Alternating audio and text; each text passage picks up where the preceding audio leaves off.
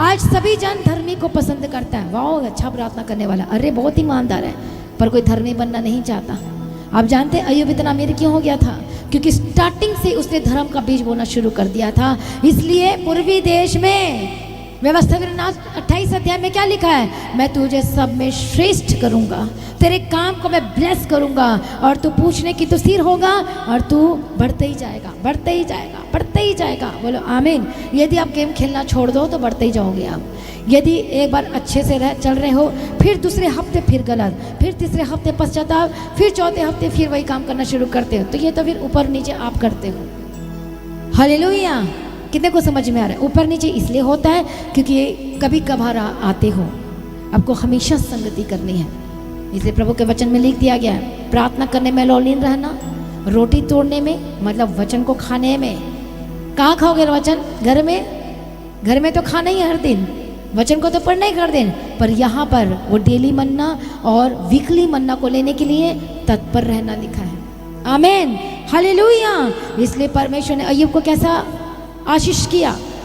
क्योंकि उसने उस समय में मेहनत की थी जिस समय उसके पास सब कुछ था, तब से मेहनत कर रहा है, तब से बीज बो रहा धर्म का।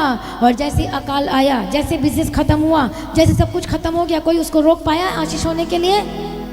कोई भी नहीं। हम उसे कह सकते परीक्षा का समय था, बट परमेश्वर पास्ट को भी देखता है। हालेलुया। कंपनी लोन कैसे देती है? वो पास्ट को चेक करती है।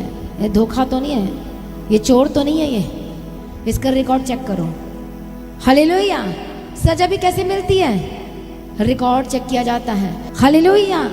अब परमेश्वर आपके रिकॉर्ड को देखता है। तो प्रभु ने किसके रिकॉर्ड को देखा? अय्यूब के। और उसने धर्म का बीज वो लगातार बोया था। अपने बच्चों के प्रति केयरलेस नहीं, केयर करता था।